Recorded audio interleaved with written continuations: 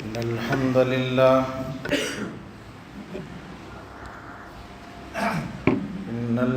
لله نحمده ونستعينه ونستغفره ونؤمن به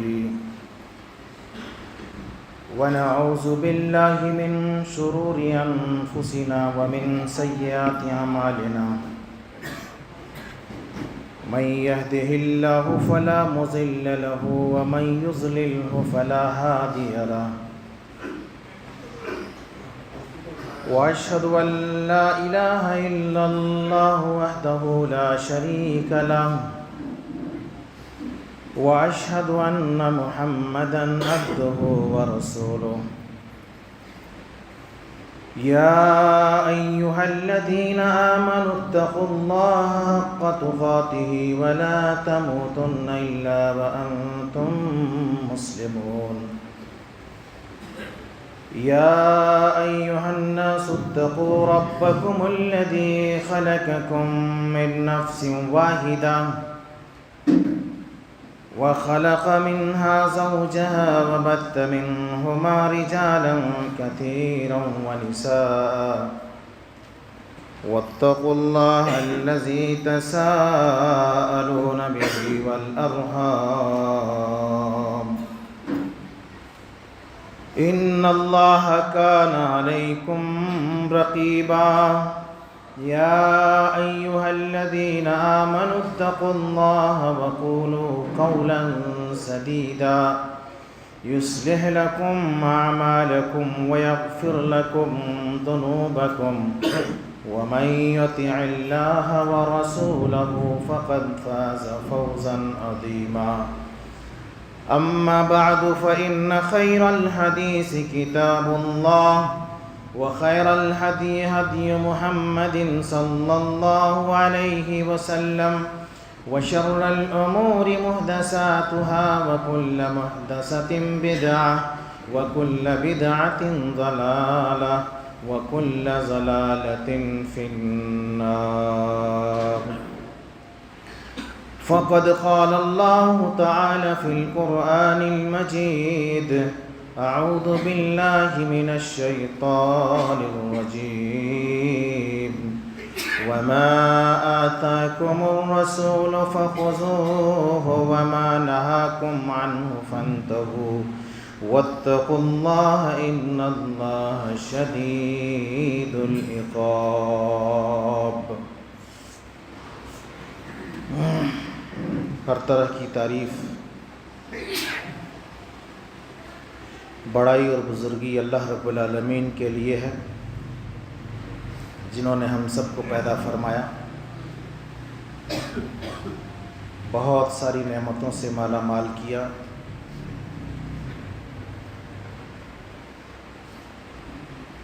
سب سے عظیم ترین نعمت اسلام سے ہمیں اور آپ کو نوازا۔ بعدہ درود و سلام نازل ہوں جملہ تمام انبیاء علیہم السلام پر، خصوصاً ہمارے آخری پیغمبر خاتم النبیین رحمت للعالمین امام الانبیاء امام اعظم سرور گرامی جناب محمد الرسول اللہ صلی اللہ علیہ وسلم۔ برادران اسلام، معزز و محترم بزرگوں، نوجوان ساتھیوں، عزیز بچوں، پردہ نشین اسلامی خواتین، پیاری مائیں اور بہنیں،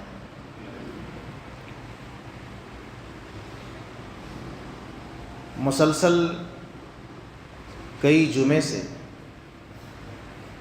ایک اہم موضوع پر گفتگو ہو رہی ہے، اور اسی موضوع کی آج تیسری کڑی ہے اور تیسرا جمعہ ہے۔ سلف صالحین کا سنت پر عمل کرنے کا شوق اور جذبہ۔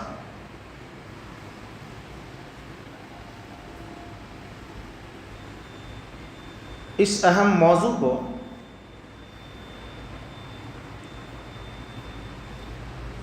آپ کے سامنے لانے کا جو اصل مقصد ہے وہ یہ ہے کہ بہت ساری سنتوں کو ہم نے اور آپ نے چھوڑ رکھا ہے.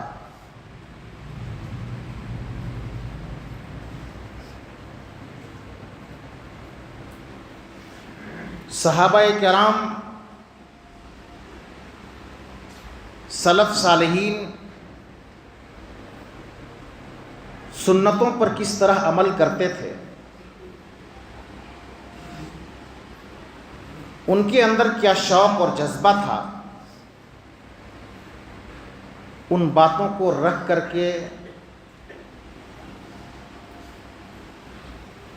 ایک شوق پیدا کرنا، ایک جذبہ پیدا کرنا، ایک فکر پیدا کرنا، یہ اصل مقصد ہے. قرآن مجید سورۃ الحشر کی آیت ہے، آیت کا نمبر 7 ہے. اللہ تبارک و تعالیٰ نے فرمایا وَمَا آتَاكُمُ الرَّسُولُ فَخُذُوهُ وَمَا نَهَاكُمْ عَنْهُ فَانْتَهُوا وَاتَّقُوا اللَّهَ إِنَّ اللَّهَ شَدِيدُ الْعِقَابِ. رسول جو کچھ تمہیں دے ان چیزوں کو لے لو. رسول اللہ صلی اللہ علیہ وسلم جو عمل کریں، جو طریقہ بتلائیں، جو تمہیں دے ان چیزوں کو لے لو. وَمَا نَهَاكُمْ عَنْهُ فَانْتَهُوا، اور جن چیزوں سے منع کرے، جن چیزوں سے روکے، ان چیزوں سے رک جائے. وَاتَّقُوا اللَّهَ إِنَّ اللَّهَ شَدِيدُ الْعِقَابِ، اور اللہ تبارک و تعالیٰ سے ڈرو، بے شک اللہ رب العالمین کا عذاب بڑا سخت ہے.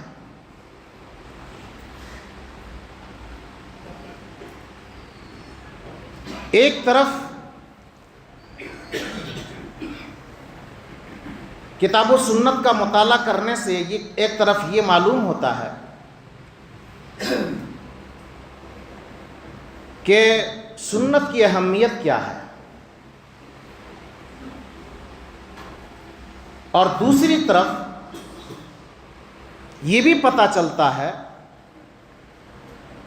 کہ صحابہ کرام کا، سلف صالحین کا شوق اور جذبہ کیا ہے.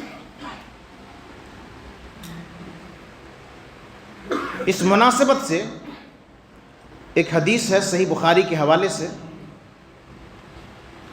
امام بخاری رحمہ اللہ نے اس حدیث کو صحیح بخاری کتاب الاذان، اور حدیث کا نمبر ہے 793. راوی ہیں حدیث کے، روایت کرنے والے حضرت ابو ہریرہ رضی اللہ عنہ. ساتھ ہی ساتھ امام مسلم رحمہ اللہ نے بھی اس حدیث کو نقل کیا ہے. امام ابو داؤد، امام ترمذی اور امام نسائی نے بھی اس حدیث کو نقل کیا ہے.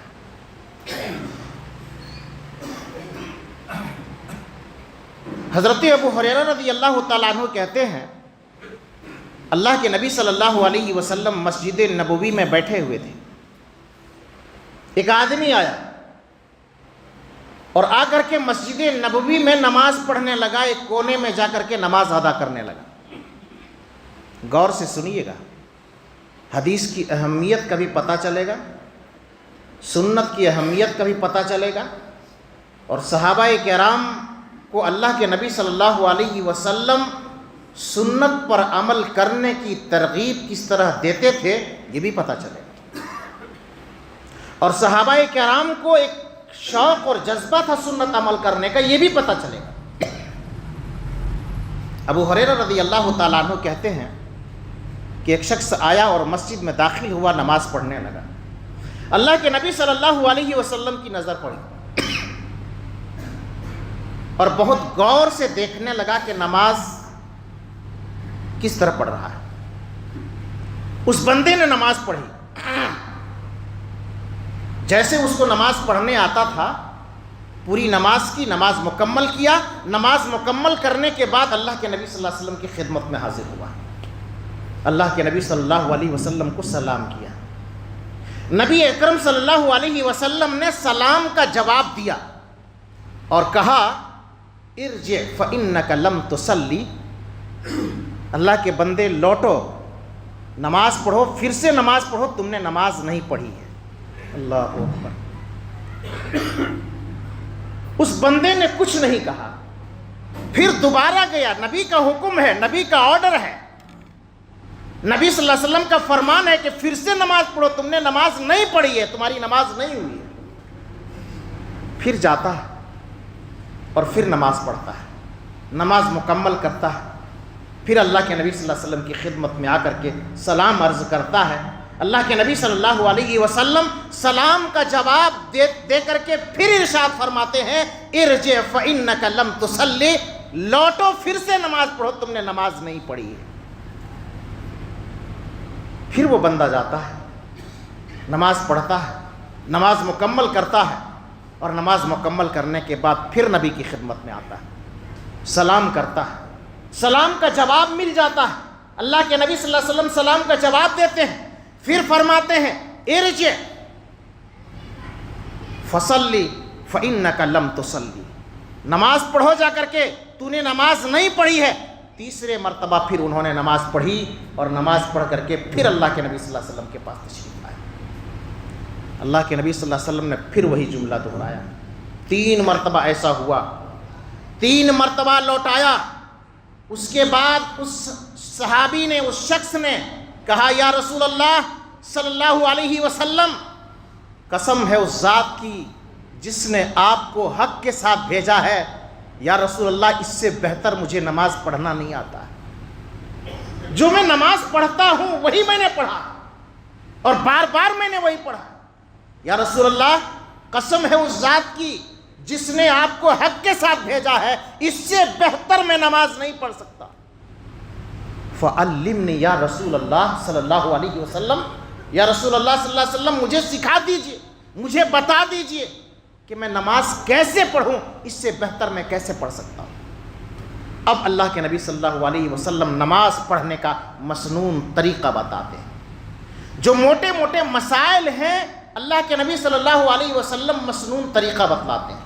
اللہ کے نبی صلی اللہ علیہ وسلم فرماتے ہیں قال اذا قمت الى الصلاة فکبر، جب تم نماز کے لیے کھڑے ہو، باوضو ہو کر کے وضو کر کے آؤ، قبلہ رخ کھڑے ہو، اور قبلہ رخ کھڑے ہو کر کے کیا کرنا ہے؟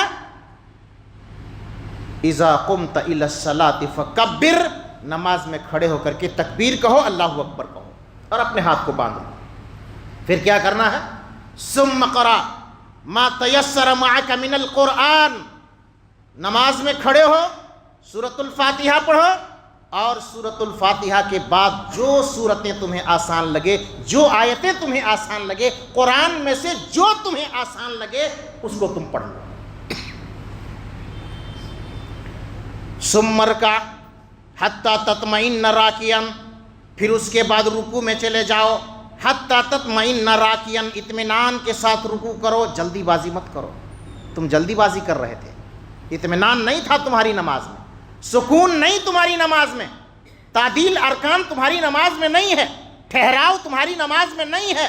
نماز میں جب تم کھڑے ہو تو حتی تطمئن قائما، اطمینان کے ساتھ تم کھڑے رہو، اور اس کے بعد جب رکوع میں جاؤ تو حتی تطمئن راکعا، اطمینان کے ساتھ تم رکوع کرو، اطمینان کے ساتھ سارے اعضاء اپنی اپنی جگہ میں آ جائیں، پیٹھ کو سیدھی کرو۔ نبی کریم صلی اللہ علیہ وسلم کی حدیث ہے جس بندے کی رکوع صحیح نہیں، جس بندے کا سجدہ صحیح نہیں، ان کی نماز ہی نہیں ہوتی ہے۔ اس لیے ایک بندے کو چاہیے کہ اپنا رکوع اور سجدہ مکمل کرے، ناقص نہ کرے، کوتاہی نہ کرے۔ پھر اللہ کے نبی صلی اللہ علیہ وسلم نے فرمایا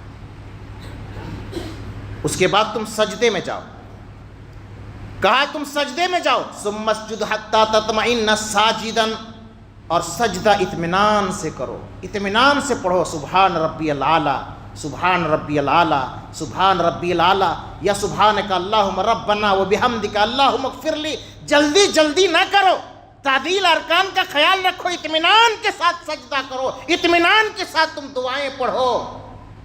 اس کے بعد اللہ کے نبی صلی اللہ علیہ وسلم نے فرمایا کہ ثم ارفع، اس کے بعد اپنے سر کو اٹھاؤ، اپنے سر کو اٹھاؤ، حتی تطمئن جالسا، اور سجدے سے اٹھنے کے بعد اطمینان سے بیٹھ جاؤ۔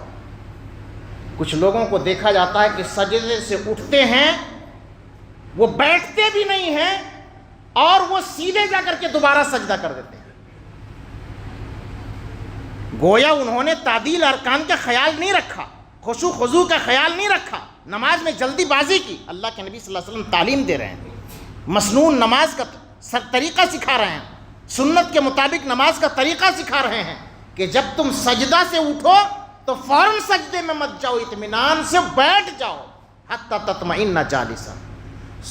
اس کے بعد فرمایا پھر سجدے میں جاؤ، حتی تطمئن ساجدا، اس کے بعد پھر اطمینان سے سجدہ کرو، پھر اس کے بعد سجدہ سے سر اٹھاؤ، اور اس کے بعد پھر دوبارہ تم کھڑے ہو جاؤ دوسری رکعت کے لیے۔ ثم فلذلک فی صلاتک کلھا، ہر نماز میں تم اسی طریقے سے کرنا۔ موٹی موٹی چیزوں کو اللہ کے نبی صلی اللہ علیہ وسلم نے بتلایا، کہا کہ اس طریقے سے اطمینان کے ساتھ سکون کے ساتھ نماز پڑھو۔ اس حدیث کو سننے کے بعد ہمیں یہ بات سمجھ آتی ہے کہ نماز نبی صلی اللہ علیہ وسلم کے طریقے کے مطابق ہونی چاہیے، اطمینان کے ساتھ ہونا چاہیے، سکون کے ساتھ ہونا چاہیے، جلدی بازی نماز میں نہیں ہونی چاہیے۔ خشوع اور خضوع کے ساتھ انسان نماز پڑھے، اطمینان کے ساتھ نماز پڑھے، اپنی نمازوں کی حفاظت کرے۔ اللہ نے قرآن میں فرمایا حافظوا علی الصلوات، اپنے تمام نمازوں کی حفاظت کرو۔ ایک اور حدیث ہے اس سلسلے میں، صحیح بخاری کتاب الاذان، حدیث کا نمبر ہے 791 اور سنن نسائی اور حدیث کا نمبر ہے 1313۔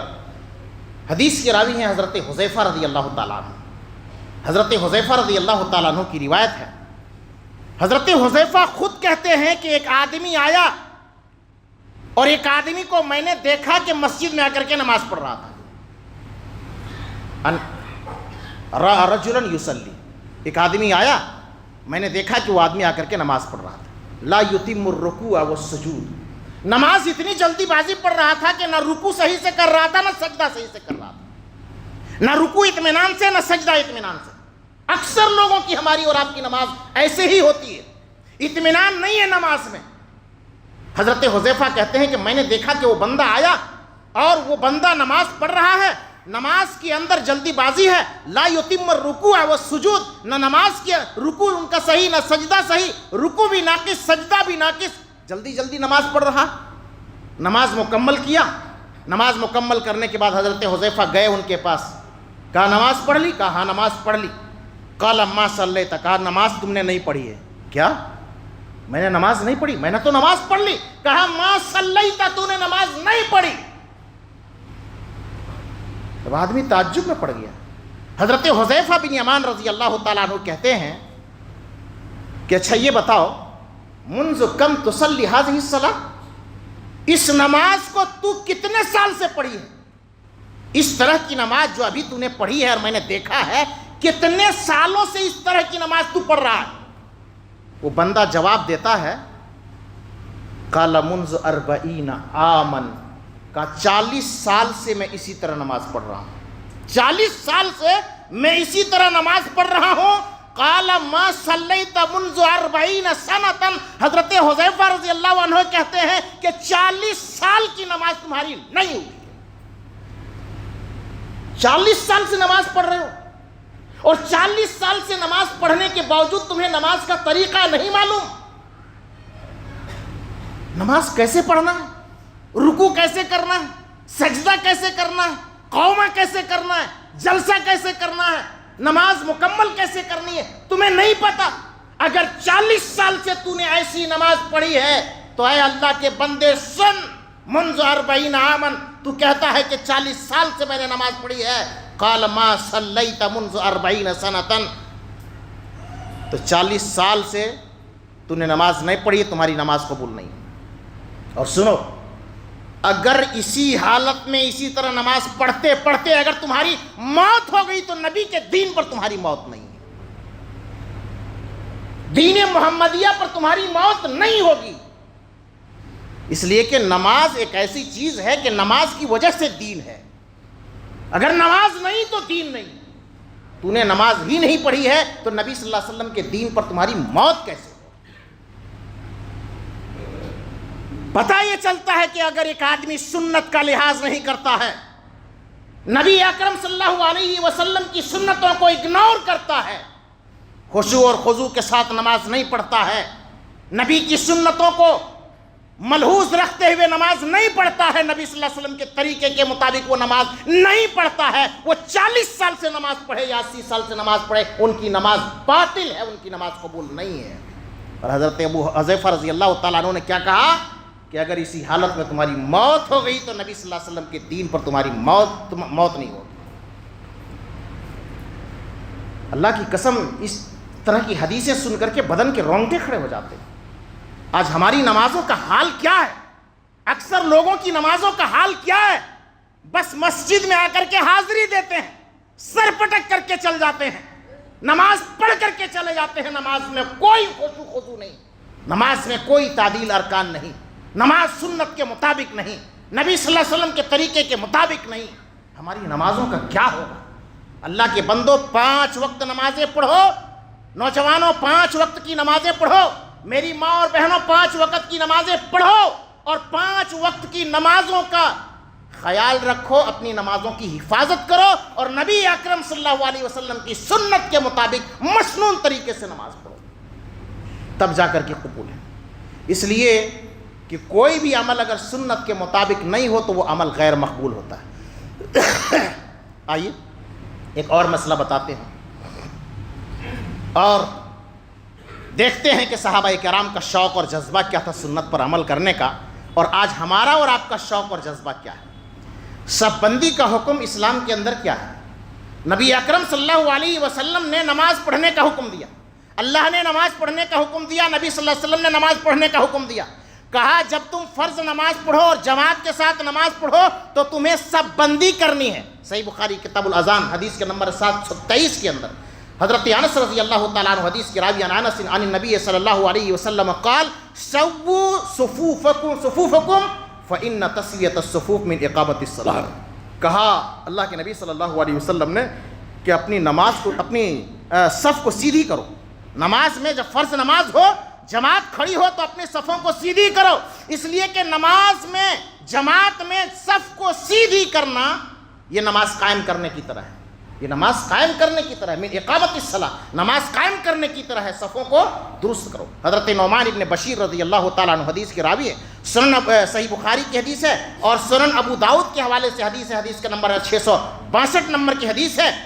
امام ابو داؤد نے بھی اس حدیث کو نقل کیا ہے۔ حضرت نعمان ابن بشیر کہتے ہیں کہ اللہ کے نبی صلی اللہ علیہ وسلم نے نماز پڑھائی اور کھڑے ہوئے، اپنے مقتدیوں کی طرف آپ نے چہرہ کیا اور لوگوں کو کہا کہ اقیموا صفوفکم، 3 مرتبہ آپ نے کہا اقیموا صفوفکم، اپنے صفوں کو سیدھی کر لو، اپنے صفوں کو درست کر لو۔ نبی صلی اللہ علیہ وسلم نے طریقہ بھی بتلایا کہ صف میں کھڑا ہونا ہے تو کیسے کھڑا ہونا ہے، صف بندی کا طریقہ کیا ہے۔ اللہ کے نبی صلی اللہ علیہ وسلم بار بار تاکید کرتے تھے اقیموا صفوفکم ثلاثا، 3 مرتبہ آپ نے کہا۔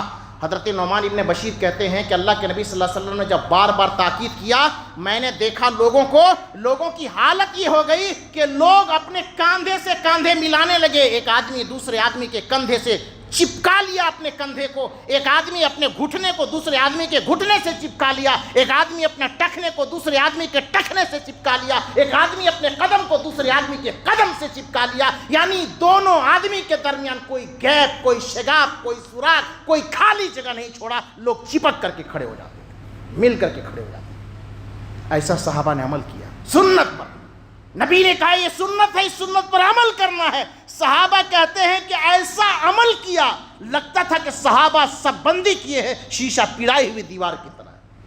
آج ہماری سب بندی کا حال کیا؟ زندگی گزر گئی ہماری اور آپ کی سب بندی کرنے نہیں آتا ہے۔ نماز میں سب بندی کا حال دیکھ لیجئے، آج لوگوں کا حال کیا؟ حرم جاتے ہیں، حج اور عمرہ کے درمیان دیکھتے ہیں حرم کی ائمہ بھی اس چیز کا خصوصی طور پر لحاظ کرتے ہیں، کہتے ہیں استو، صفوں کو درست کر لو، اعتدلو، اپنے صفوں کو برابر کر لو، اقیموا صفوفکم، اپنے صفوں کو درست کر لو، وتراسو، مل کر کے کھڑے ہو جاؤ، وسدوا الخلل، اور خالی جگہ کو مت چھوڑو، خالی جگہ مت چھوڑو۔ اللہ کے نبی صلی اللہ علیہ وسلم نے فرمایا خالی جگہ میں شیطان داخل ہوتا ہے، میں دیکھتا ہوں بکری کے بچے کی طرح شیطان داخل ہوتا ہے۔ سووا صفوفکم، اپنے صفوں کو سیدھی کر لو، وغیرہ اس طرح الفاظ احادیث کے اندر آئے۔ صحابہ عمل کرتے تھے، قدم سے قدم ملا کر کے، کندھے سے کندھے ملا کر کے، ٹخنے سے ٹخنے ملا کر کے۔ آج لوگوں کا ایک نظریہ ہے اور یہ بات مشہور ہے، اور بعض مساجد میں یہ دیکھا جاتا ہے کہ 4 انگلی یا 1 بالش فرق ہوتا ہے ایک آدمی اور دوسرے آدمی کے درمیان۔ ایک آدمی کھڑا ہے، 4 انگلی 1 بالش فرق۔ میں نے پوچھا ایسا کیوں کیا جاتا ہے؟ کہتے ہیں کہ نہیں، یہ 4 انگلی اور 1 بالش سے کم فرق ہونا چاہیے، یہ سنت ہے۔ یاد رکھیے، یہ کوئی ایسی حدیث نہیں ہے، کسی حدیث کے اندر نہیں ہے کہ 4 انگلی اور 1 بالش سے فرق ہو اور اتنی دوری میں آدمی کھڑا ہو۔ حدیث کے اندر یہی ہے کہ اللہ کے نبی صلی اللہ علیہ وسلم نے فرمایا کہ اپنے سب کو سیدھی کرو، قدم سے قدم ملاؤ، ٹخنے سے ٹخنے ملاؤ، کندھے سے کندھے ملاؤ، اور مل کر کے آپس میں کھڑے ہو۔ اور صحابہ کرام مل کر کے کھڑے ہوتے تھے اور اس عظیم سنت پر عمل کرتے تھے۔ یہ حال تھا صحابہ کرام کا، سنت پر عمل کرنے کا شوق اور جذبہ تھا۔ میرے بھائی، جمعے کے دن ایک عمل ہے، ہماری اور آپ کی غلطی ہوتی ہے۔ صحابہ کرام کا عمل کیا تھا؟ جمعے کے دن آتے تھے، خطبے کے دوران آج ہم سے اور آپ سے اکثر لوگوں سے یہ غلطی ہوتی ہے، خطبے کے درمیان ایک بندہ آتا ہے، آ کر کے بیٹھ جاتا ہے، جگہ بناتا ہے، اور اس کے بعد جو ہے کوئی نماز پڑھتا ہے یا کوئی نماز اٹھ کر کے بعد میں پڑھتا ہے۔ یہ خلاف سنت ہے، یہ حدیث کے خلاف ہے۔ صحیح بخاری کتاب الجمعہ کے حوالے سے حدیث ہے، حدیث کا نمبر 930 ہے۔ حضرت جابر بن عبداللہ رضی اللہ تعالیٰ عنہ فرماتے ہیں جاء رجل والنبی صلی اللہ علیہ وسلم یخطب الناس یوم الجمعہ، اللہ کے نبی صلی اللہ علیہ وسلم جمعے کے دن خطبہ دے رہے تھے، ایک آدمی آیا اور بیٹھ گیا۔ فقال اصلیت یا فلان، اے فلاں آدمی تو نے نماز پڑھی، تو بیٹھ گیا؟ کہا نہیں، میں نے نماز نہیں پڑھی۔ قال لا، قال قم فصلی رکعتین، کہا اٹھو اور تحیۃ المسجد 2 رکعت نماز پڑھو۔ تو خطبے کے دوران اگر کوئی آدمی آتا ہے تو 2 رکعت کم سے کم نماز پڑھنا ہے۔ اس سے پہلے جو لوگ آئے ہیں جتنی نمازیں پڑھ سکتا ہے 2 کر کے پڑھ لے۔ امام خطبہ دینے کے لیے ممبر پر کھڑا ہو، پھر اس کے بعد وہ نہ پڑھے، لیکن خطبہ کے درمیان اگر کوئی آتا ہے تو 2 رکعت نماز پڑھے، یہ سنت ہے۔ اور اس کے خلاف اگر کوئی کرتا ہے تو خلاف سنت ہے۔ دوران خطبہ کچھ لوگوں کی عادت ہے، اکثر میں دیکھتا ہوں اور کہتے رہتا ہوں کہ گردنیں نہ پھلانگیے، گردنیں نہ پھلانگیے، پیچھے سے آ کر کے آگے آ کر کے مت بیٹھیے، گردنیں پھلانگ کر کے آگے مت آئیے۔ حدیث ہے اس سلسلے میں، دوران خطبہ آگے گردنیں پھلانگ کر کے آنا، سنن ابو داؤد، سنن ترمذی اور ابن ماجہ کے حوالے سے حدیث ہے۔ اللہ کے نبی صلی اللہ علیہ وسلم خطبہ دے رہے تھے، ایک آدمی آیا، فقال له النبی صلی اللہ علیہ وسلم اجلس، آ رہا تھا ادھر سے ایک آدمی، کودتے پھاندتے گردن چھلانگتے، اللہ کے نبی صلی اللہ علیہ وسلم نے خطبہ روک دیا اور کہا کہ وہیں بیٹھ جاؤ، اجلس، وہیں بیٹھ جاؤ، فقط آزیت، تو نے لوگوں کو تکلیف دی ہے، اسلام میں کسی کو تکلیف دینا جائز نہیں ہے۔ فقط آزیت، وہاں نہیں تھا، تو لیٹ سے بھی آیا ہے اور آگے آنے کی کوشش کرتا، تو لوگوں کو تکلیف دیتا، تو وہیں بیٹھ جاؤ۔ اللہ کے نبی صلی اللہ علیہ وسلم سنت کی اہمیت، یعنی خطبہ اتنی اہمیت کا حامل، اللہ کے نبی صلی اللہ علیہ وسلم اپنے خطبہ کو روک کر کے اس کو نصیحت کیا کہ نہیں ایسا کرنا ہے، تم کو 2 رکعت نماز پڑھنا ہے، تم کو کود پھاند کر کے آگے نہیں آنا ہے، چاہے آپ کسی عہدے میں رہو، کوئی مطلب نہیں ہے۔ اگر آپ پیچھے آئے ہیں تو پیچھے بیٹھیے، بعد میں آئے ہیں تو اپنی جگہ میں پیچھے بیٹھیے، آگے آنے کی جرات اور ہمت نہ کریں، یہ حدیث کے خلاف ہے، سنت کے خلاف۔ اچھے دیندار لوگ اس حدیث پر عمل نہیں ہے۔ ایسا لگتا ہے کہ یہ تو دوسروں کے لیے ہے نا جی، میرے لیے تھوڑی ہے، میں تو ایک ذمہ دار آدمی ہوں، میں تو ایک عہدیدار آدمی ہوں، میں کر سکتا ہوں۔ کسی کے لیے نہیں ہے، کسی کے لیے بھی گنجائش نہیں ہے۔ آئیے ایک اور حدیث سنتے ہیں۔ چھینک آئے تو کیا کریں؟ چھینک آتی ہے، چھینک آتا ہے ایک آدمی کو، اسلام نے دیکھی کتنی باریکی چیزوں کو ہمیں اور آپ کو بتلائی ہے اور ہمیں اور آپ کو رہنمائی کی ہے۔ صحیح بخاری کتاب الادب کو اگر کھولیے گا، حدیث کا نمبر 6224، اللہ کے نبی صلی اللہ علیہ وسلم نے فرمایا کہ اگر چھینک آئے تو کہو الحمدللہ، الحمدللہ، تمام تعریف اللہ تعالیٰ کی۔ اچھا، میں نے چھینک ماری، آپ نے سنا، آپ کو کیا کہنا ہے؟ یرحمک اللہ، اللہ آپ کے اوپر رحم کرے، یہ ادب ہے۔ اس کے بعد پھر میں نے سنا کہ آپ نے یرحمک اللہ کہا میری چھینک کے جواب میں، الحمدللہ کے جواب میں، پھر میں کہوں گا آپ کو یہدیکم اللہ یصلح بالکم، اللہ آپ کو ہدایت دے اور آپ کے حالات کو ٹھیک کر دے۔ کتنی پیاری دعا ہے، کتنی پیاری دعا ہے۔ اور یہ ادب بتلایا گیا ہے کہ اگر چھینک آئے تو الحمدللہ کہو، سننے والا یرحمک اللہ کہے، پھر چھینکنے والا یہدیکم اللہ یصلح بالکم کہے۔ اس عمل کو ہم اور آپ معمولی سمجھتے ہیں نا، بہت معمولی۔ اکثر لوگ چھینکتے ہیں، ہم جواب نہیں دیتے ہیں، جواب دینا ضروری سمجھتے ہی نہیں ہیں۔ اگر سنت کی اہمیت کا اندازہ ہوتا، سنت کی اہمیت کا اگر پتہ ہوتا، صحابہ کرام اور سلف صالحین کے اندر شوق اور جذبہ کیوں تھا؟ رب کی رضا، رب کی رضا، سنت سے محبت۔ ہمارے اور آپ کے اندر یہ جذبہ نہیں ہے، یہ شوق نہیں ہے، ہم معمولی سی سنت سمجھتے ہیں۔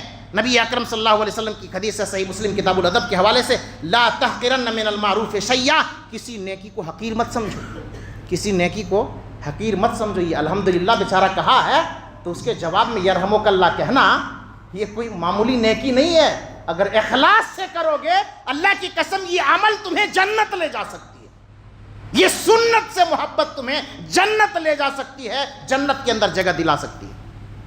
سنن ترمذی کے حوالے سے ایک حدیث ہے، حدیث کا نمبر ہے 2738۔ حضرت نافع رحمہ اللہ کہتے ہیں، عبداللہ ابن عمر کے غلام تھے، کہتے ہیں کہ ایک آدمی کو چھینک آئی، انہوں نے کہا الحمدللہ والسلام علی رسول اللہ، ایک جملہ بڑھا دیا، اچھا جملہ، پیارا جملہ، پیارا جملہ، اچھا جملہ، خراب نہیں تھا۔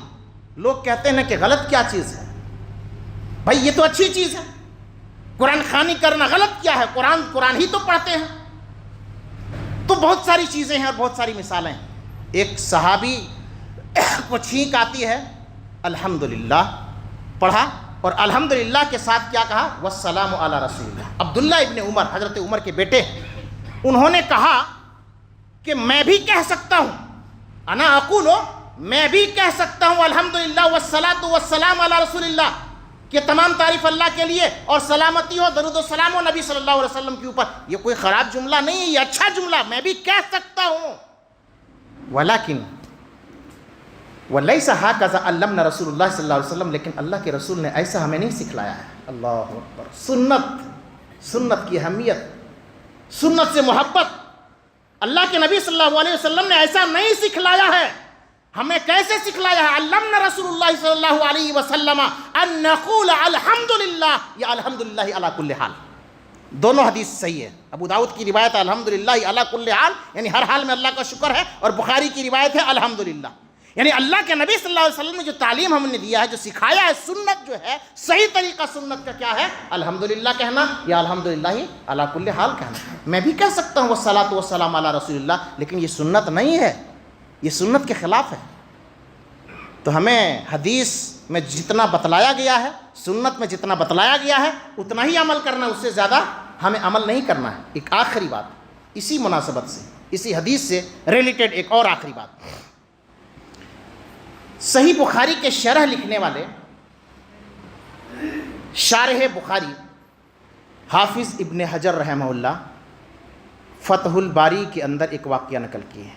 یہ فتح الباری صحیح بخاری کی شرح ہے، عربی میں ہے۔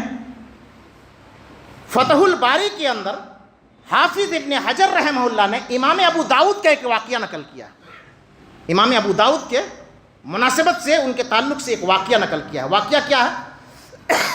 امام ابو داؤد کون ہے؟ سنن ابو داؤد رکھا ہوا ہوگا مسجد میں۔ سنن ابو داؤد حدیث کی کتاب ہے، بہت بڑے محدث، بہت بڑے امام حدیث لکھے ہیں سنن ابو داؤد۔ ابو داؤد شریف کا ہم حوالہ دیتے ہیں، ابھی دوران خطبہ میں نے حوالہ بھی دیا ابو داؤد کے حوالے سے۔ امام ابو داؤد نے ابو داؤد حدیث کی کتاب لکھی۔ امام ابو داؤد کے تعلق سے امام بخاری ایک واقعہ نقل کرتے ہیں، یہ حافظ ابن حجر ایک واقعہ نقل کرتے ہیں فتح الباری کے اندر، بخاری کی شرح کے اندر۔ کیا واقعہ نقل کرتے ہیں؟ دریا کے کنارے ایک جگہ انہوں نے بنائی تھی، بیٹھ کر کے وہ حدیثیں لکھا کرتے تھے۔ کشتیاں آنے جانے میں لگی ہوئی رہتی تھی، لوگ آ رہے ہیں، جا رہے ہیں، کشتیاں چل رہی ہے، اور وہ سمندر کے کنارے ایک جگہ بنائے ہوئے ہیں، اور اس کے بعد وہاں پر حدیثیں لکھ رہے ہیں۔ اور حدیثیں لکھتے لکھتے ایک کشتی والا ان کے پاس سے گزرا، اور کشتی والے کو چھینک آتی ہے، الحمدللہ، چھینک آئی، کشتی والے نے کہا الحمدللہ، تمام تعریف اللہ تعالیٰ کے لیے۔ اب امام ابو داؤد حدیث لکھ رہے ہیں، جواب دینا تھا ان کو، ادب یہی ہے کہ جواب دینا تھا، یرحمک اللہ کہنا تھا، لیکن امام ابو داؤد کہتے ہیں کہ میں حدیث لکھنے میں مشغول تھا، کہیں میں سند بھول نہ جاؤں، حدیث کے اندر کوئی غلطی نہیں ہو جائے، چلو تھوڑی سی کمپلیٹ کر لیتے ہیں، اس کے بعد اس کو یرحمک اللہ کا جواب دیتے ہیں۔ تھوڑی تاخیر ہو گئی، اس کے بعد لکھنا بند کرتے ہیں، اچانک دیکھتے ہیں کہ کشتی والے آگے نکل گئے، یرحمک اللہ جواب نہیں دے پائے، الحمدللہ انہیں کہا تھا لیکن انہوں نے جواب نہیں دے پایا۔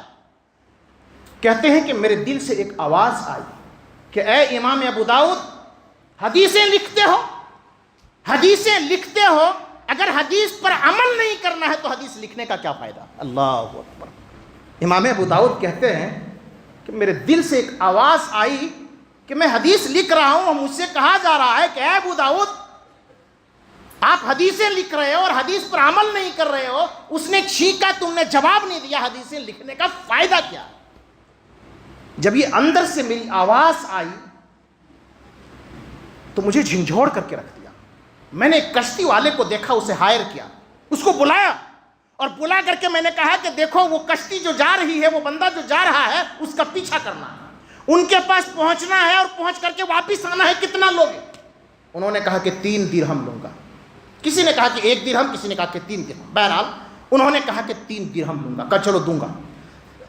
امام ابو داؤد رحمہ اللہ اس کشتی پر سوار ہو جاتے ہیں، کہتے ہیں کہ تیزی کے ساتھ اس کشتی کا پیچھا کرو، اور اس کشتی والے نے امام ابو داؤد کو کشتی میں بٹھا کر کے اس کشتی والے کا پیچھا کیا، اور پیچھا کرتے کرتے وہ پا لیا، ان کے پاس پہنچا، اور پہنچنے کے بعد کہتے ہیں یرحمک اللہ، اللہ کے بندے تو وہاں چھینکا تھا، الحمدللہ کہا تھا، مجھ سے کچھ دیر ہو گئی تھی اور میں اب آیا ہوں تمہارے پاس، یرحمک اللہ، اللہ تمہارے اوپر رحم کرے، اللہ تمہارے اوپر رحم کرے۔ امام ابو داؤد رحمۃ اللہ علیہ کہتے ہیں میں رات کو سویا، اور رات کو جیسے سویا مجھے خواب آیا، ایک آواز آئی، میں نے دیکھا نہیں کہ کون ہے نہیں ہے، بس ایک خواب میں آواز آئی، کہا کہ اے امام ابو داؤد، لَقَدِ اشْتَرَيْتَ الْجَنَّةَ بِثَلَاثِينَ دَرَاهِمَ، تو نے 3 درہم میں ایک سنت پر عمل کرنے سے جنت کو خرید لیا۔ اللہ اکبر، 3 درہم میں تو نے جنت کو خرید لیا۔ ایک معمولی سنت، جس کو ہم معمولی سنت کہتے ہیں، سنت کوئی معمولی نہیں ہے، سنت کوئی معمولی نہیں ہے، حدیث کوئی معمولی نہیں ہے۔ اگر کوئی اخلاص کے ساتھ، للہیت کے ساتھ، خلوص کے ساتھ نبی کی سنت سے محبت کرتے ہوئے رب کی رضا کے خاطر اگر اس چھوٹی سی سنت پر عمل کرتا ہے، اس عمل کے بدلے اللہ تبارک و تعالیٰ اسے جنت سے نواز دیتا ہے۔ کہا کہ اے امام داؤد، تو اس حدیث کے اوپر عمل کر کے 3 درہم میں جو اس کا جواب دیا یرحمک اللہ کا، اس کے بدلے میں اللہ تعالیٰ نے تمہیں جنت عطا کر دیا۔ پیغام ہم کو یہ ملتا ہے کہ اللہ کے نزدیک اخلاص کی بڑی قدر ہے، خلوص کے ساتھ، للہیت کے ساتھ کوئی کام کریں تو نیکی کی بڑی قدر ہے۔ کسی نیکی کو حقیر نہ سمجھے، کوئی الحمدللہ کہے تو یرحمک اللہ کہیں، یرحمک اللہ کہے کہ یہدیکم اللہ یصلح بالکم کہیں، کسی حدیث کو حقیر نہ سمجھیں، سنت پر عمل کرنے کا شوق اور جذبہ اپنے اندر پیدا کریں، انسان کو وہ بلند مقام عطا کر دیتا ہے اللہ رب العالمین جس کا تصور بھی انسان نہیں کرتا ہے۔ اسی طریقے سے نیکی کا معاملہ جہاں بھی آ جائے، نیکی میں سستی نہیں کرنی چاہیے، اور اسی طرح سنت کے خلاف کوئی کام ہمیں اور آپ کو نہیں کرنی چاہیے، سنت کے مطابق عمل کرنا چاہیے، اور سنت سے ہمیں اور آپ کو محبت کرنی چاہیے۔ اللہ رب العالمین سے دعا ہے کہ اللہ تبارک و تعالی ہم سب کو قرآن و حدیث پر عمل کرنے کی توفیق عطا فرمائے، اور ہر چھوٹی بڑی سنتوں پر عملی جامہ پہنانے کی توفیق عطا فرمائے۔